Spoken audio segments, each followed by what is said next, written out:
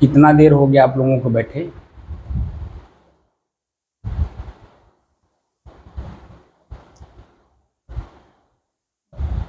पाँच 20 पे हम आ गए। 1 घंटा 20 मिनट।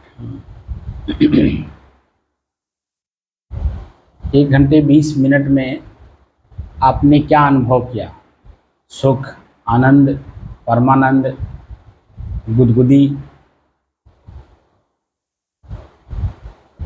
क्या अनुभव हुआ? सांस सांस जो है मतलब सांस जो है पूरा ले रहे थे, साहब पूरे शरीर में जा रही है, संघर्ष से मालूम हो रहा है। मैंने पूछा क्या? मैं श्वास तो पूछा नहीं, शब्द को पकड़ा करिए, शब्द की बात कहा, शब्द को पकड़ा करिए। मैंने पूछा क्या? गुदगुदी, आनंद, सुख, परमानंद, 4 शब्द कहाँ हूँ? इसमें आपको क्या अनुभव हो? सुख आनंद हो रहा है। सुख की परिभाषा जानते हैं?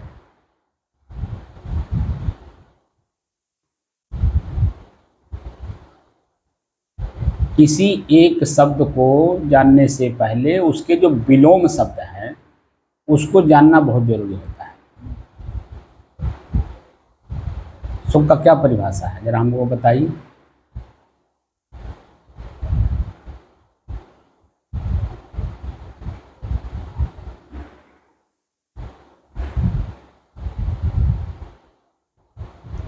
और सुख साहब जो है मतलब आराम से बैठ के सांस लिया जा रहा है, इस मालूम हो रहा है। सुख का परिभाषा पूछ रहा हूँ मैं, अभ्यास करने वाली चीज, साधन नहीं पूछ रहा, सुख का परिभाषा पूछ रहा। तो सुख को जानने के पहले दुख को जानना, मैंने कहा विलोम शब्द जी। तो सुख का विलोम क्या होगा? दुख। दुखन होगा। जी। तो कुछ कष्ट महसूस हो रहा है आपको किसी प्रकार का? नहीं। मानसिक, शारीरिक, आर्थिक, पारिवारिक, किसी प्रकार का बताइए। तो किसी प्रकार का पहले तो उसको टटोलिए ना। श्वास को देखने का मतलब क्या? मन को छोटा करना, छोटे से छोटा करना, छोटे में भी छोटा करना, टुकड़े में भी टुकड़ा करना, टुकड़ा इतना करना कि अंत में उसका टुकड़ा हो ही ना। हम जो श्वास को दिखा रहे हैं उसीलिए दिखा रहे हैं कि मन को छोटा से छोटा करिए और इतना छोटा करिए कि उसका टुकड़ा हो ना। तो मन छोटा कैसे होगा? श्वास के ऊपर जब हम लोग देखने लगते हैं, हो गया।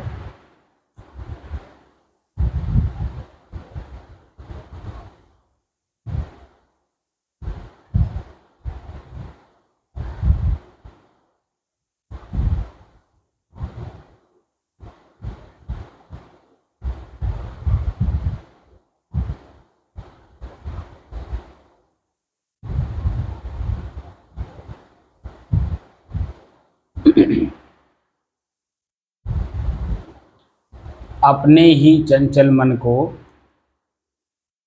अपने ही बस में करके एकाग्रता, स्थिरता एवं स्वयं अपने आप में शांति का अनुभव करने के बाद स्वयं मैं कौन हूँ को जानने की दृष्टि से साधना करते करते आज 1052 दिन हो गए।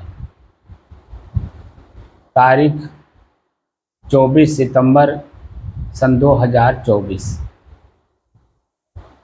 दिन मंगलवार, प्रातःकाल का समय। मैं प्रतिदिन बोलता हूँ कि चंचल मन, अपने ही चंचल मन को अपने ही बस में करके, तो अपने बस में कैसे होगा? उसी श्वास को जब हम देखते हैं तब उसी श्वास पर हमारा मन बस होता है, क्योंकि जब लगातार देखता है श्वास को तो श्वास की गतिविधि में उलझता है, तो बाहर की गतिविधि से वो मुक्त होता है। बाहर की गतिविधि क्या है? पता नहीं बच्चे काम पे गए कि नहीं गए, ये काम उनको कहे थे वो किए कि नहीं किए, पता नहीं फसल सही हो रहा है कि नहीं, उसमें खाद की ज़रूरत है, निराई की ज़रूरत है, पानी की ज़रूरत है, वो बार बार उसी में उलझा रहेगा। जैसे आप लोग तो किसान हैं वर्तमान में, तो इस तरह के सोचते हैं। जो और लोग हैं वो अपने क्षेत्र के सोचते हैं आगे जा कर के। जैसे कोई नौकरी कर रहा है, तो मैं इस बारे में बहुत दुखी हूँ कि पहले आदमी नौकरी पाने के लिए पूरा कष्ट सहता है, पूरा जोर लगाता है कि नौकरी किसी तरह से मिल जाए, 4 पैसे की आमदनी होने लगे, ठीक है ना। लेकिन जब नौकरी पा जाता है व्यक्ति और 4 पैसे की आमदनी होने लगता है, तब वहाँ पे और कष्टित हो जाता है। क्या? जैसे मान लीजिए किसी का सरकार ने अपॉइंटमेंट कर लिया मास्टरी में, मास्टर बन गए। अब मास्टर बन गए तो कोई ज़रूरी है कि आपके ज़िले जवार के स्कूल खाली हों, वहाँ आपको अपॉइंटमेंट कर ले, वहाँ आपको स्कूल पर पढ़ाने के लिए भेज दे। जब ऑलरेडी सब जगह फुल है, तो जहाँ खाली होगा वहीं तो आपको भेजा जाएगा। स्थान यानी स्कूल पर जहाँ मास्टर कम होंगे वहीं आपको भेजा जाएगा वहाँ की पूर्ति के लिए। अब वो कोई ज़रूरी नहीं कि आपके ज़िले जवार में हो सकता है आपके पड़ोसी ज़िले में आपको जाना पड़े, हो सकता है आपको कहीं और दूर जाना पड़े। अब उसको लेकर के कष्टित रहेंगे कि सरकार को ऐसा करना चाहिए, सरकार को वैसा करना चाहिए, ये नहीं वो नहीं, समय से हम कैसे आ पाएंगे। अभी वो टाइमिंग वाला था अंगूठा लगाने वाला, अब उसका खूब विरोध हुआ। आप जब जिस पॉइंट पे रहते हैं उस पॉइंट के आगे पीछे सोच करके काम नहीं करते, इसीलिए जब उस पॉइंट पे जाते हैं तो आपको अपार कष्ट होता है। तो सुख का जो परिभाषा है, सुख का जो विलोम है ना, उसको हम पहले जाने। सुख का विलोम है दुख। तो मानसिक रूप से हमारा मन दुखी है, पीड़ित है, बाहर घूम रहा है, तो उस चंचल मन को हम पहले शांत करें, है ना। तो शांत कैसे होगा? जब उसके जिस कार्य में वर्तमान में लगा हुआ है, जैसे जो लोग साधना नहीं कर रहे हैं उनको देखिए दिन रात परिवार और आमदनी का जरिया और अपना शरीर, यही 3 चीज़ दिखता है और उसी में उलझे हुए हैं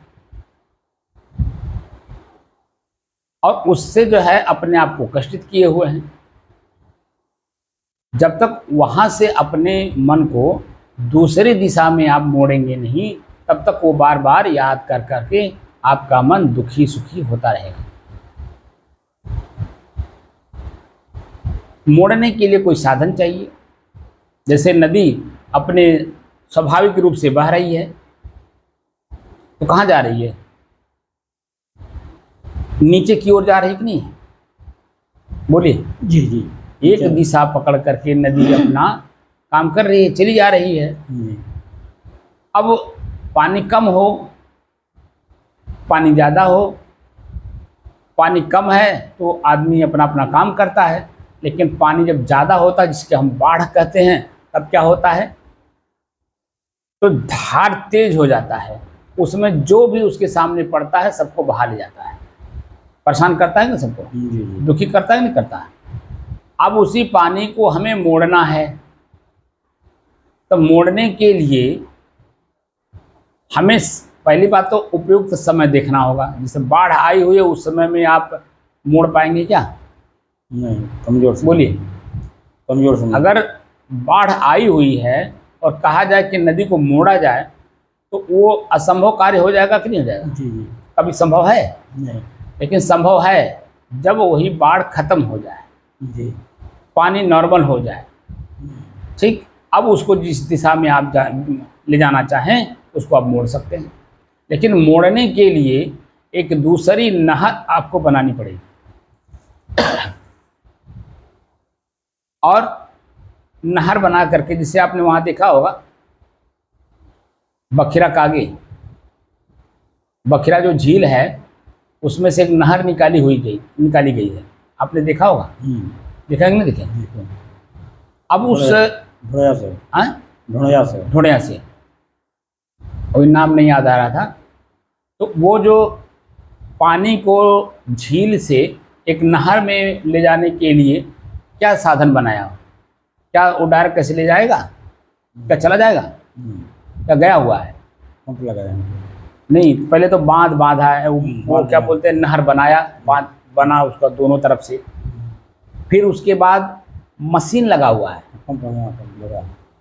पंप लगा है ना, पंप के द्वारा उस नहर में पानी डालना, क्योंकि नदी जो झील है वो नीचे है और जो नहर है वो ऊंचे बनाया गया है, और उसकी ऊंचाई इतनी दी गई है वहाँ पे झील के पास कि ताकि उसका पानी सीधे फिर उधर जाए जिधर हम ले जाना चाहते हैं। इसलिए वहाँ ऊंचा है और इधर आगे आकर के थोड़ा थोड़ा डाउन किया गया है ताकि वहाँ से पानी सीधे जिस दिशा में हम ले जाना चाहते हैं उस दिशा में चली जाए, क्योंकि पानी कभी भी चलेगी तो नीचे की तरफ चलेगी, ऊंचे नहीं जाएगी। तो जो स्वाभाविक रूप से बह रहा है उसको मोड़ने के लिए पहले बात तो आपको बांध बांधना पड़ेगा जबरदस्त, और दूसरे उसी पानी को उस नहर में ले जाने के लिए आपको साधन का, जैसे वहाँ पंप लगा हुआ है तो एक साधन देना पड़ेगा कि नहीं, तभी तो जब पानी दूसरे नहर में वापस जाएगी। या उसी नहर से अगर आप ले जाना चाहते हैं, मान लीजिए यहाँ गांव है या सड़क है जिसके कारण जन आप वहाँ पंप लगाना पड़ा, मान लीजिए वहाँ गांव नहीं है तो हम मोड़ना चाहते हैं, जैसे आपने जहाँ पे वो देखा होगा फाटक, जहाँ पे नदियों पे बड़े बड़े फाटक लगे हुए हैं, वहाँ आप देखेंगे कि वहाँ मोड़ने के लिए पानी को फाटक भी लगा हुआ है, पानी ऊंचे हो जाए, और वहीं बगल में जन में नहर बनी हुई है ताकि जन में पानी इसी नहर के रास्ते चली जाए। जैसे हरिद्वार में बना हुआ है या और भी कहीं तमाम नदियों के ऊपर इस तरह से जगह जगह बनाए रहते हैं लोग पानी को रोकने के लिए। जहाँ बिजली उत्पादन होता है वहाँ भी जिनमें देखिए फाटक लगा करके पानी को रोका जाता है, और उस पानी को वहाँ बिजली भी बनाई जाती है और प्लस जो है उसको मोड़ा भी जाता है, पानी को दूसरी दिशा में नहर में छोड़ने के लिए, वहाँ मोड़ने के लिए वो सब बना हुआ है। तो ये सब का जिक्र मैं क्यों कर रहा हूँ, इसका जिक्र का क्या जरूरत है? हमारा मन स्वाभाविक रूप से गंदा काम करता है, बुराई की तरफ ही ये स्वाभाविक रूप से चलता है। अब हमें मोड़ना है, अपने ही मन को हमें मोड़ना है, तो कोई ना कोई उसको साधन चाहिए कि नहीं चाहिए? जैसे नदी स्वाभाविक रूप से पानी बह रहा है, अगर मोड़ना है तो नहर एक साधन देना पड़ेगा कि नहीं देना पड़ेगा? बोलिए, अब साधनों में भी साधन देना पड़ेगा। जैसे नहर ही से पानी सीधे थोड़ी जाएगी, जैसे यहाँ पखीरा वाला है तो नहर से नहीं जाएगा, वहाँ पंप लगाया, लगाया नहीं लगाया, और जगह पे मान लीजिए स्वाभाविक रूप से नदी फिर भी ऊंचा करना पड़ता है, बिना ऊंचा किए जन वो पानी पंप सब जगह लगाते हैं। नहीं, वहाँ नहीं, जैसे नदियों के ऊपर जो वो है वहाँ पे, जैसे मैंने जो हरिद्वार में देखा है वहाँ पर वहाँ तो ढाल है ना, ढाल है, रोका गया है वहाँ, रोका गया है, रोक करके, लेकिन जहाँ बराबर में किएंगे वहाँ तो आपको करना पड़ेगा। तो ऐसे ही हमारा जो मन है स्वाभाविक रूप से अपना जो आँख का विषय है रूप, वो उसी को देखेगा, उसी में आकर्षित होगा। अब मान लीजिए हम लोग यहाँ से चल रहे हैं, आँख ने स्वाभाविक रूप से देखा, तो स्वाभाविक रूप से मन में क्या उत्पन्न होगा? उसको पाने की तो ललक बढ़ेगी। स्वाभाविक रूप से जो चीज़ें हम देखते हैं उसको पाने की ललक बढ़ जाती है, क्योंकि आँख का रूप विषय है, वो अपना चीज़ खोजेगा। कान का अपना विषय है मीठा मीठा सुनना, कड़वा सुनना नहीं चाहता। आँख रूप को देखना चाहता, कुरूप को नहीं देखना चाहता। रूप कोई भी चमकदार हो, आकर्षणीय हो, आँख उसी पे बार बार जाता है। लेकिन जहाँ उसके विपरीत हो, एक बार देख लिया तो क्या दोबारा देखेगा? जैसे भोजन है, भोजन सामने है, उस पे बार बार नजर जाएगा, बार बार उसे देखेगा और बार बार कवर उठा के खाएगा। लेकिन वही जो भोजन हमने कर लिया है और अपने शरीर के रास्ते जो बाहर निकला है, एक बार अगर उस पर पड़ जाए नजर तो क्या दोबारा जाता है? बोलिए, या मुंह के रास्ते ही वापस निकल जाए तब भी नहीं। बोलिए, वही जो बाहर है पहले उसी पे बार बार जा रहा है, उसी को भीतर लेने के बाद चाहे नीचे से निकले चाहे ऊपर से निकले, एक बार अगर नज़र पड़ गया तो क्या दोबारा हम देखना चाहते हैं? क्या उस पर हमारी नज़रें जाती हैं? जो कि वास्तविक स्वरूप है, उसका परिणाम हुआ, जो वास्तविक स्वरूप होता है उसके परिणाम ही होता है, लेकिन उस पर बार बार नहीं जाएगा। लेकिन जो चीज़ें एक बार सुंदर देख लिया है, चख लिया है, बार बार मन उसी पे जाएगा, जो कि वर्तमान में है नहीं, लेकिन खाने की इच्छा उसकी उसी पे जाएगी, बार बार जाएगी। तो उससे हम कैसे अपने आप को मुक्त करें? उसी के लिए संसाधन दिया जा रहा है कि अगर एक तो रूप हो गया आँख का, तो आँख एक साधन हो गया, साधन का प्रयोग कौन कर रहा है? कष्ट और सुख तो उसको मिलना है ना जो साधन का प्रयोग कर रहा है, क्योंकि शरीर माध्यम धर्म खलु साधना। हम लोग एक सोल्यूशन निकालने बैठे हैं, मैं कौन हूँ, मैं कौन हूँ का ये प्रश्न है कि मैं कौन हूँ। अब उसी को हल करना है, तो हल करते समय हम लोगों को 1052 दिन हो गए, मैं कौन हूँ। लेकिन अभी शरीर ही में उलझे हुए हैं, अभी शरीर से मुक्त कहाँ हुए, अभी शरीर में ही उलझे हैं, और शरीर में उलझ करके जन अपने आप को नहीं जान पा रहे। तो शरीर साधन है, ये हमारे शास्त्र कहते हैं, और ये है भी सचमुच। आँख एक साधन है देखने के लिए, और देख करके पहचानने के लिए कौन व्यक्ति है, किसका कौन सा रूप रंग है, उसके साथ हम वैसा व्यवहार करेंगे। बहू का चेहरा आँख देखता है तो उसके साथ बेटी की तरह व्यवहार किया जाता है, पुत्र का चेहरा देखता है तो पुत्रवत करता है। वही जो बेटी है तो उसका जो चेहरा अलग है, और उसका जो पति है दामाद है तो उसका चेहरा अलग है। तो बहू और बेटा, बेटी और दामाद, चार हो गए कि नहीं हो गए? अब चारों के साथ आँख जो देखेगा, जिसका चेहरा पहले, मन उसी तरह से बनेगा, बोलने का व्यवहार करने का तरीका उसी से बदल जाता है कि नहीं? और जो कि चारों जन्म इंसान ही हैं, मनुष्य तो चारों हैं, चारों एक है, लेकिन व्यवहार चारों के साथ चार तरह से किया जाता है। बेटी के साथ अलग, बहू के साथ अलग, बेटा के साथ अलग, दामाद के साथ अलग। बोलिए। तो आँख जिसका चेहरा देखता है मन वैसे बनता है, और आपका भाव, आपकी क्रियाएं उसे बदल जाती हैं। जो कि चेतना स्तर पे जब देखेंगे तो चारों आप ही की तरह हैं, लेकिन व्यवहार काल में आप अपने जैसा व्यवहार नहीं कर सकते। इसीलिए व्यवहार करते समय ध्यान देना होता है कि बहू के साथ हम बेटी की तरह व्यवहार ना करें। वो बहू है तो बहू है, उसके साथ बेटी का ही व्यवहार करेंगे, लेकिन अंतर कुछ रखेंगे, क्योंकि वो बहू है। अब बहू का मतलब हो गया कि अब वो घर की मालकिन हो गई है। बेटी का मतलब हुआ बेटी तो मेरी ही है, लेकिन वो दूसरे घर की पराई धन है, और वो दूसरे घर जाना उसको, तो उसके साथ वैसा हम ट्रीट करते हैं। संपत्तियाँ उसको देते हैं, जैसे रुपया भी देंगे, गेहूँ चावल भी देंगे, कपड़ा भी देंगे, सोना चांदी भी देंगे, लेकिन जो परमानेंट संपत्तियाँ हैं वो संपत्ति पूरा आप नहीं देंगे उसे, उससे कमाया हुआ चीज़ उसको दे देते हैं। जैसे ज़मीन आप नहीं दे देंगे, उसके नाम परमानेंट नहीं करेंगे, नहीं आप घर उसका घर के मालकिन बनाएंगे, क्योंकि वो दूसरे घर की बेटी है, पराई धन है मेरी ही, लेकिन मन में रहता है ये पराई है।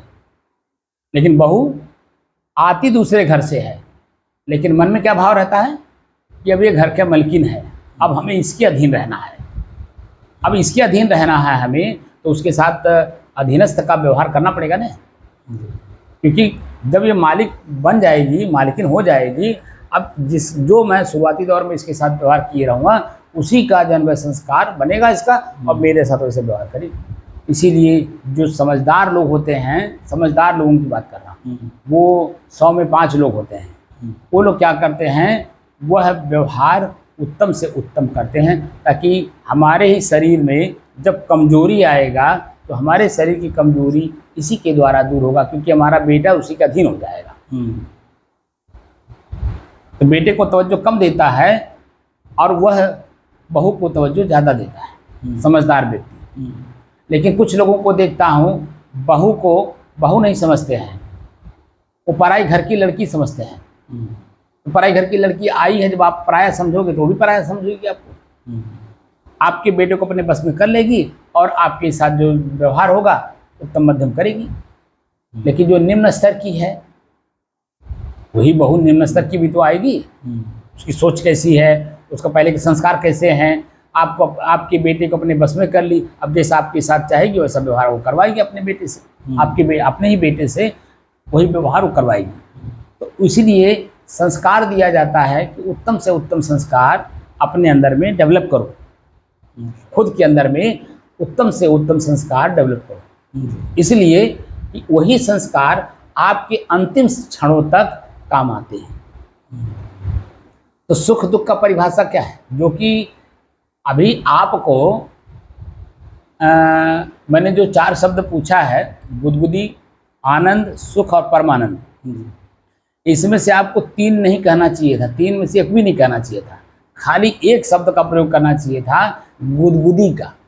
क्योंकि हवा चल रहा है, पंखा चल रहा है, अब भीतर जा रहा है, ले रहे हैं तो दीवार में टच करता है, और जब स्पर्श करता है दीवार में नाक के भीतरी हिस्से पर, तो ये गुदगुदी पैदा करता है। अभी सुख दुख का परिभाषा, परमानंद, आनंद की परिभाषा अभी अलग अलग है ना, चारों का परिभाषा अलग अलग है।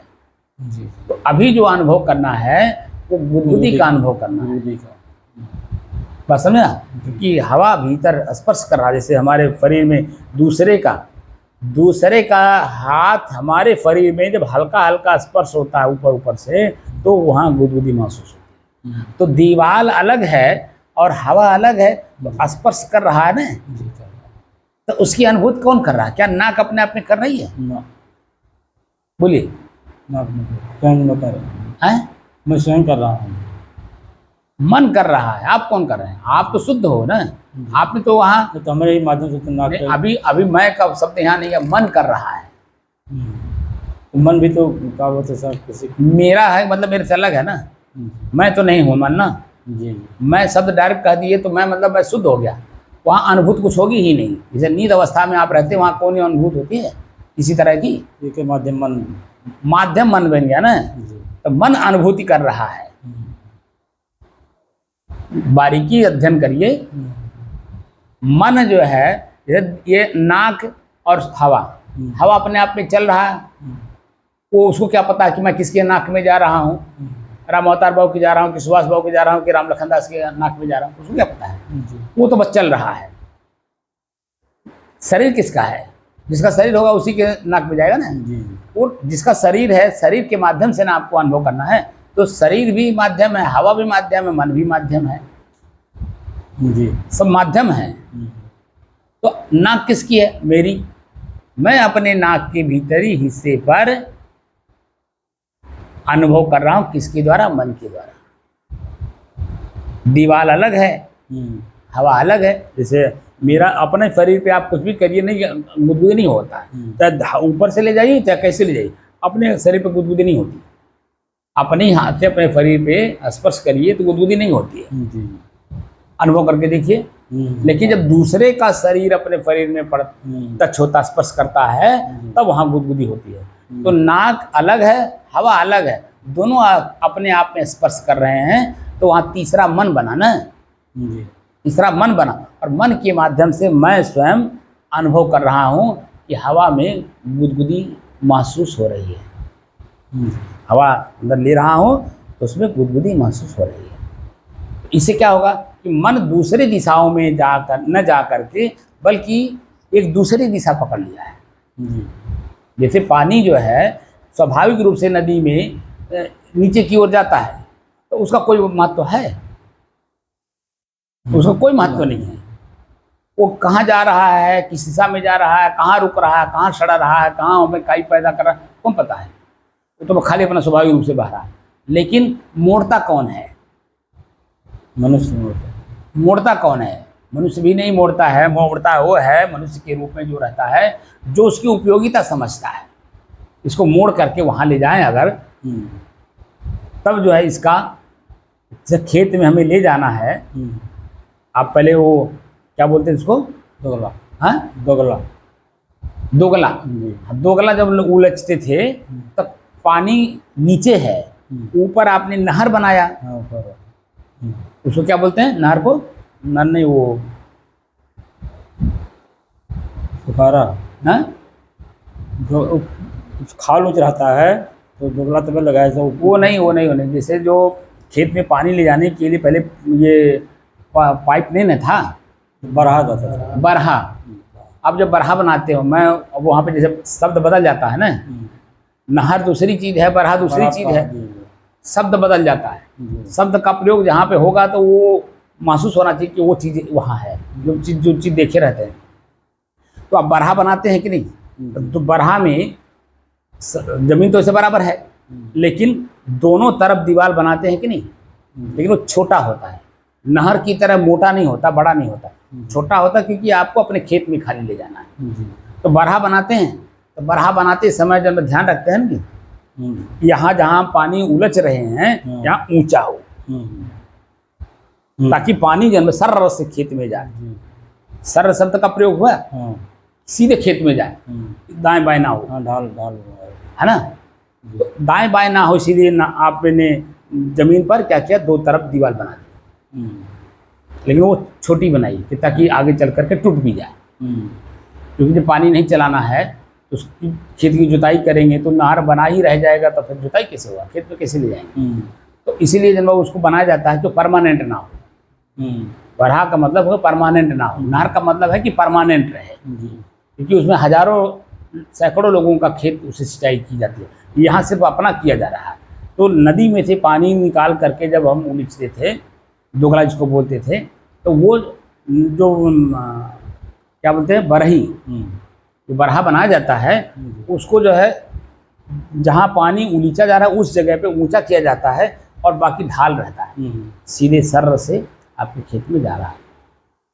और खेत में भी जब आप देखिए ऊंचा नीचा रहता है, उसमें भी जब आपको जा करके कहीं की हत्था मारना पड़ता है, या कभी कभी अपने हाथ से जब वहाँ की मट्टी जब ज़्यादा अगर ऊंचा है तो मट्टी को बराबर किया जाता है कुदाल से।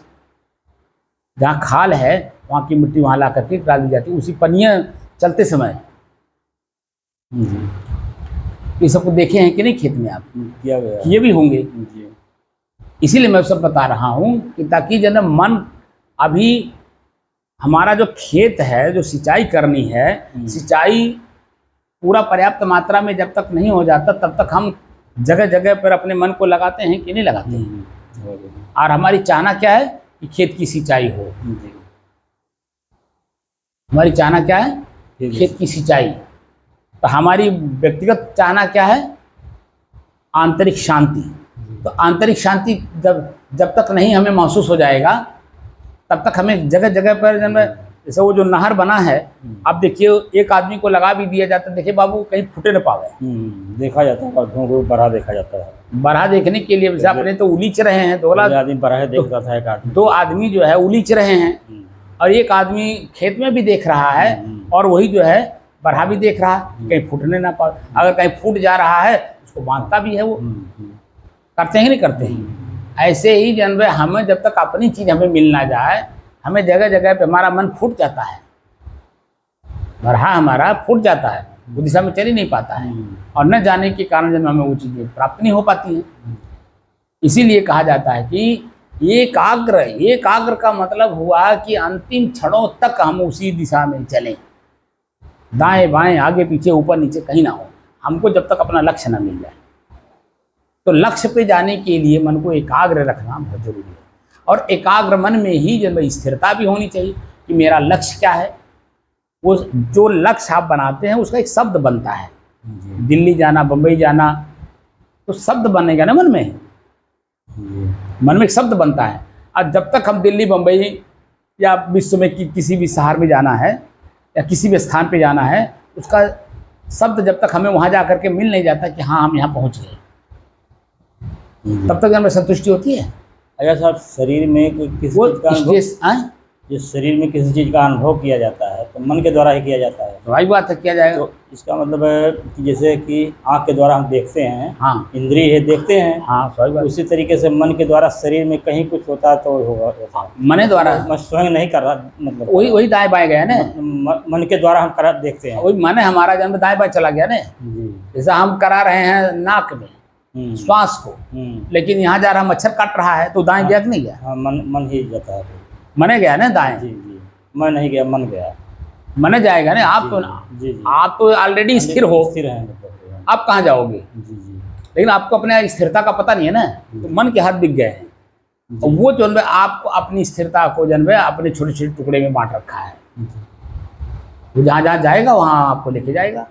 अब बताओ, हम देखने बैठे श्वास को, गुदगुदी को देखने बैठे जी। और खुजली यहाँ हो रही है, तो पट से जब श्वास को नहीं देखेगा तो खुजली चला जाएगा। यहाँ मच्छर बैठ गया तो वहाँ पट से चला जाएगा। यहाँ पैर दबा हुआ है तो पैर दबा हुआ है तो वहाँ जब दबेगा तो ब्लड सर्कुलेशन कम हो जाएगा ना, तो दबाव महसूस करेगा, तो दर्द महसूस करेगा, तो फट से में दर्द पहुँच जाएगा। हम सीधे बैठे हैं तो रीढ़ की हड्डी पे चला जाएगा, कमर पे चला जाएगा, समझे ना। अब हाथ को ऐसे रखे हैं तो हाथ जब दबता है ना, मांस दबती है, तो मांस दबने से सर्कुलेशन कम होता है, यहाँ महसूस कराएगा दर्द। और जगह गुदगुदी हो रही है वहाँ नहीं जाएगा, लेकिन जहाँ अपोजिट है वहाँ जाएगा। विपरीत दिशा जहाँ महसूस होगा, अपने अनुकूलता के विपरीत वहाँ पट से जाएगा, लेकिन जहाँ अनुकूलता है वहाँ नहीं जाएगा। जैसे शरीर में एक ही समय में दो चीज़ों का अनुभव होता है, गुदगुदी भी महसूस होती है और दर्द भी महसूस होता है। दर्द अलग जाएगा, लेकिन दर्द अब जाएगा नहीं जाएगा। जो सर से लेके अब पाँव के निचले अंगुली के ऊपरी हिस्से तक देखने का मतलब क्या हुआ? मन को टुकड़ा टुकड़ा करना। लेकिन टुकड़ा कहाँ होता है? वो तो जैसे मान लीजिए यहाँ देखे तो यहाँ तो तुरंत भाग जाएगा, क्योंकि यहाँ कुछ नहीं मिल रहा। तो आनंद की अनुभूति तो मिल रही है, गुदगुदी तो मिल रही है, शांत तो है, कोई दर्द कोई पीड़ा तो नहीं है। तो जब दर्द पीड़ा नहीं है तो सुख का अनुभव कर रहा है कि नहीं कर रहा? लेकिन उस सुख पे वो स्थिर नहीं रहेगा। नहीं। पट से जन्म भाग, यहाँ से गया कान के पास, अब कान के पास देखा तो यहाँ भी कुछ नहीं मिला, तो फिर गया कंधे पे देखा कुछ नहीं मिला, तो पट से भागेगा नीचे। तो पट से भागेगा वहीं जहाँ पे ज़्यादा उसको दबाव महसूस होगा, जहाँ दर्द महसूस होगा, अब बार बार उसी पे जाएगा। लेकिन जब हम उसी को लगातार देखने लगते हैं तो वहीं से भी गायब हो जाता है। महसूस कराएगा, सुई के बराबर जो है चूहने जैसा याद कराएगा, लेकिन पहले वही चीज पूरे शरीर में महसूस कराता था। लेकिन अब वहाँ पूरे शरीर में महसूस नहीं कराएगा, बल्कि जिस जगह कांटा गड़ा है या जिस जगह मच्छर बैठा है ठीक उसी जगह पे खाली अनुभव कराएगा। तो वहाँ पे जाने के बाद मन हल्का हो जाता है, तो फिर अपने जगह पे स्थिर रहने में आसानी होती है। एक दिन मैंने कहा था ना आपको कि इस समय में आप देखिए खूब मच्छर हो, खूब गर्मी हो रही है, आप उसको देखिए, उड़ाइएगा नहीं मच्छर को ना मक्खी को, खाली उसे देखिए। तो शरीर पे जिस जिस जगह मच्छर बैठे होंगे, जितने प्रकार के मच्छर बैठे होंगे, सब जगह तो मन जाएगा। लेकिन लगातार देखने से आपके वो शरीर के ऊपरी हिस्से पे महसूस कराएंगे, न कि भीतरी हिस्से पे। अपने आप अनुभव होता है, एकदम बिल्कुल मालूम नहीं पड़ता है, क्योंकि मन को हमने उस जगह जाने नहीं दिया, मन को केंद्रित कर लिया श्वास पे। और जब मन केंद्रित एक जगह पे हो गया, दूसरी जगह कैसे जाएगा? एक व्यक्ति एक ही जगह तो जाएगा। ऐसे मन एक व्यक्ति समझ लीजिए उसको, तो वो जो है जब हम उसको एक काम में लगा दिए श्वास को देखने में, तो फिर दूसरी जगह किसी जाएगा। लेकिन जब वो काम नहीं करेगा दूसरी जगह भाग के जाएगा, उसी को तो चंचलता कहते हैं। चंचल का मन का मतलब क्या है? जिस काम में वो है उस काम को लगातार करता नहीं, इसलिए चंचल है। तो जो हम सुख का अनुभव कर रहे हैं, आपने एक शब्द का प्रयोग कर दिया, सुख का अनुभव कर रहे हैं, तो सुख के पहले दुख का अनुभव और दुख निवृत्ति के बाद जो स्थिति बनती है वो सुख का होता है। जैसे मैंने आपको उदाहरण कई बार दिया, आपकी बेटी जब पैदा हुई होगी उसी दिन से लेकर के मन में कष्ट हुआ, अब 20 साल तक वो कष्ट था। जब तक उसकी शादी करके आपने भेज नहीं दिया अपने पति के साथ, तो चली नहीं गई, तब तक आपके मन में कष्ट था कि नहीं था? शरीर रूप से, व्यवहारिक रूप से तो कष्ट नहीं है, मन से कष्ट है,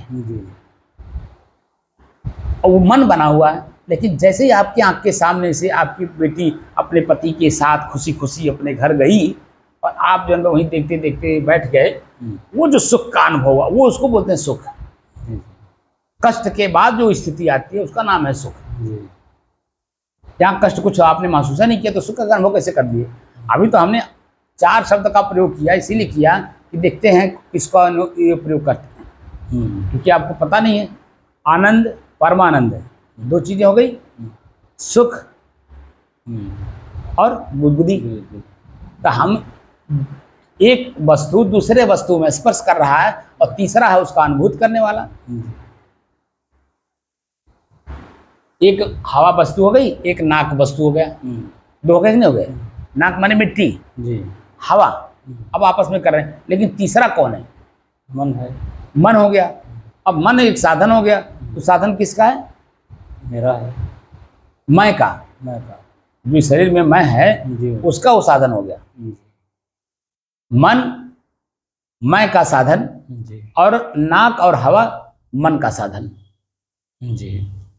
तो अब जब टुकड़े टुकड़े में बांटते हैं तब हमें पता चलता है कि मैं कुछ भी नहीं था, ना मैं गुदगुदी हूं, ना मैं सुख हूं, ना मैं आनंद हूं, ना मैं परमानंद हूं जी। परम आनंद भी मैं नहीं हूं, क्योंकि वो भी अनुभूत करने वाला मन है जी, क्योंकि साधन है। तो मैं जो अपने आप में हूं वो तो सदानंद है, परमानंद नहीं, सदानंद है। परमानंद भी क्षणिक होता है और सदानंद तो हमेशा के लिए है। तो मैं जो अपने आप में सदानंद हूं, वो सदानंद स्थिति हमारी हम समझ नहीं पाते, क्योंकि बीच में व्यवधान डालने वाला हमारा मन है। मन की जानकारी से मतलब अलग हो जाए वैसे। अरे भाई, रोज आप जाते ही 4 से 6 घंटे आप रोज अपने मन से अलग होते हो जी, शरीर से भी अलग होते हो, इंद्रियों से भी अलग होते हो, मन से भी अलग होते हो, चित्त से भी अलग होते हो, बुद्धि से भी अलग होते हो। वहाँ कौन सी क्रिया होती है? 4 से 6 घंटे नींद अवस्था में कुछ नहीं होता। आप बता दीजिए कुछ होता हो? वो स्थिति आपकी अपनी है, लेकिन आपको कहाँ, बार बार मैं उस बात को कह भी रहा हूँ, लेकिन उस पर आप घर पे जब सोते हो तो आप मन से सोते नहीं हो ना। मन से सोइए, देखिए अनुभूत होता है कि नहीं। मन से अनुभूत तो करते नहीं है। मैं जितना कहता हूं वो एक प्रकार से होमवर्क भी है, और ऐसा होमवर्क है कि चलते उठते बैठते सोते जागते का होमवर्क है। और जब आप इस तरह से करेंगे, इस शरीर जो है ना, मांस का टुकड़ा लगेगा आपको, दल दल करेगा, अपने से अलग महसूस होगा।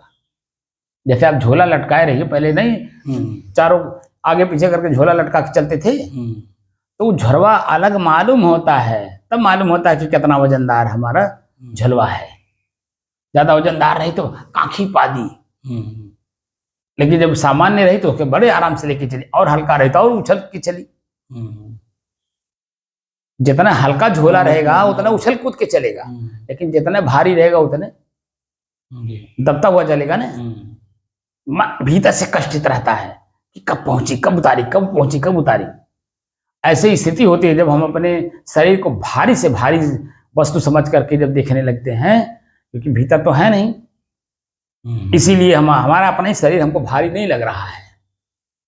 हमारा अपना ही शरीर हमें भारी वस्तु लगनी चाहिए, लेकिन मन कहाँ उसको अनुभव करने देता है, क्योंकि वो अनुभव जैसे करने चलते हैं तैसे उछल कूद करके उधर लेके चला जाता है, बंदर की तरह। बंदर जो है एक डगाली पे कहीं स्थिर रहता है। काला वाला तो फिर भी जब कहीं कहीं थोड़ा बहुत रेस्ट करते हैं, लेकिन ये लाल वाले जो है ये तो चलते रहते हैं, ये क्षण मात्र भी बैठते नहीं है। तो हम लोग वही लाल वाले बंदर हैं, हमारा जो मन है वो लाल वाला बंदर है, एक क्षण के लिए भी स्थिर नहीं रहता है। और उसी को जब स्थिर करने के लिए संसाधन का प्रयोग किया गया कि अपने श्वास को अपने से अलग होकर के देखो, ताकि इसी पे आपका मन आकर के पहले तो एकाग्र हो, स्थिर हो और शांत हो। तब जब मन एकाग्र हो जाता है, स्थिर हो जाता है, शांत हो जाता है, तब हमें अभी खाली यही भर नहीं है, अनेकों प्रकार के जो हमने अपने भीतर में वस्तुएं भर रखा है संस्कार के रूप में, उनको एक एक करके निकालने के लिए भी तो प्रेरित करना है। मैं तो मैं हूं ही, लेकिन मैं कुछ रखा हूं जिसके कारण मैं दुखी हूं। मैं अपने आप तो सुखी हूं, लेकिन कुछ ऐसी वस्तु रख लिया हूं जिसके कारण मैं दुखी हूं। तो उसको निकालना भी तो पड़ेगा, हटाना भी तो पड़ेगा, बेचना भी तो पड़ेगा, लुटाना भी तो पड़ेगा, देना भी तो पड़ेगा। जितना शब्द कह रहा हूं वो सब काम करना पड़ेगा समय समय से। लेकिन पहले मना जो चंचल है उसको पहले हम एकाग्र कर लें, स्थिर कर लें, शांत कर लें, फिर हम दूसरे पॉइंट पे जाएं। क्योंकि एक एक पॉइंट पे जब आप चलेंगे, अंतिम पॉइंट तक पहुंचते पहुंचते फिर ये एक कोनों नहर निकाल देता है। बड़ी नहर जहाँ रहती है ना, उसमें छोटी छोटी भी नहरें रहती हैं। बड़ी नदी जहाँ रहती है उसमें आगे चल करके छोटी छोटी नदियां भी निकल जाती हैं। समझे कि नहीं आप?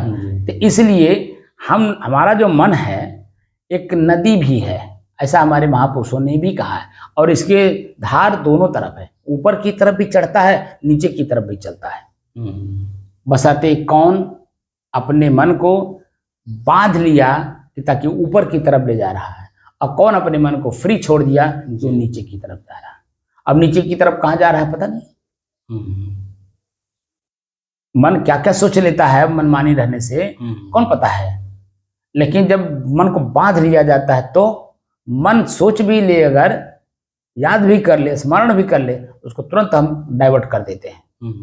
कहाँ? अपने लक्ष्य की ओर, क्योंकि मेरा एक लक्ष्य है, मुझे एक दिशा जाना है, इसीलिए हम चारों दिशा में नहीं चलते, इसलिए हमारा मन चंचल नहीं होता है। तो हमारा मन, जो हम काम कर रहे हैं, ये मन की पहले एकाग्रता में, स्थिरता में और शांति में पहले मजबूत हो जाए, फिर दूसरे पॉइंट पे हम चलें, क्योंकि अभी पॉइंट बहुत है। पहले पॉइंट तो 5 तो अपने शरीर में है, आँख कान नाक, उसके बाद कल्पना है।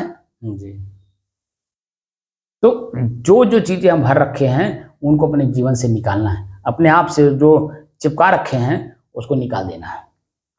जो चिपक गया ना मेरे से अपने आप में, उसको अपने से अलग कर देना है, चिपका के नहीं रखना है, क्योंकि जितना ही चिपका रहेगा उतना ही आप दुखी रहेंगे, और जब आप उसको निकाल देंगे हल्के हो जाएंगे।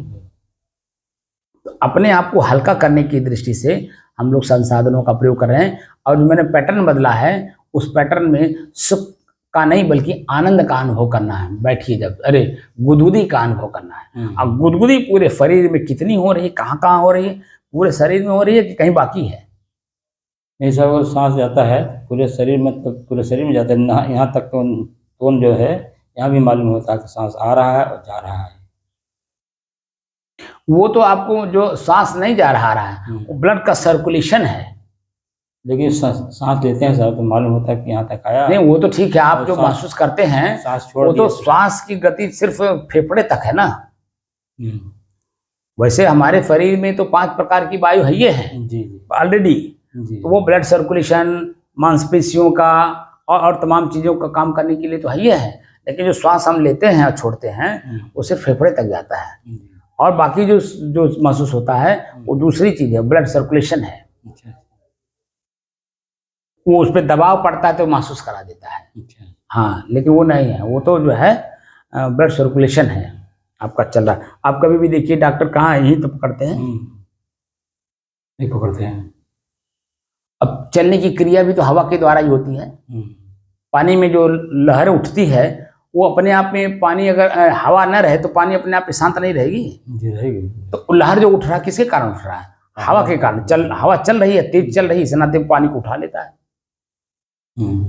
पानी जो कि उठने वाली वस्तु नहीं है लेकिन उठा लेता है, क्योंकि हवा बहुत तेज है इसीलिए लहर उठा लेता है ना।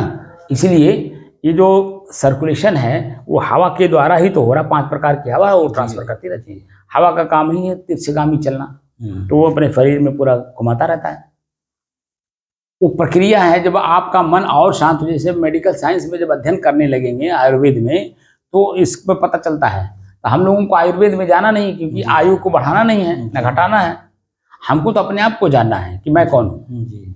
आयुर्वेद भी जानने वाला मनुष्य तो जानता है। जो जड़ी बूटियाँ क्या अपने आप में बताती हैं कि चिल्लाती हैं कि मैं ये इस काम के लिए हूँ, उसका उपयोग करने वाला कौन है? मनुष्य ही है। तो मनुष्य जब अपने शरीर में कहीं कोई रोग देखता है किसी प्रकार का, तो देखता है सामान्य रूप से उसको मिल गया सहज भाव में, उसका प्रयोग कर लिया, और जब सहज भाव में प्रयोग कर लिया तो वही जो चिल्लाता है बाबू भाई इस रोग में ये काम आ गया। लेकिन उसको ये नहीं पता कि हर शरीर की प्रकृति अलग अलग होती है। वही दवा किसी को तत्काल प्रभाव डाल देती है, वही दवा वो खाते रह जाता है, कहीं कोई प्रभाव नहीं, वही दवा उसी रोग में। तो इसीलिए डॉक्टर लोग क्या करते हैं, जो अच्छे डॉक्टर होते हैं वो 0 से 0 पावर से लेकर के और 100% के पावर तक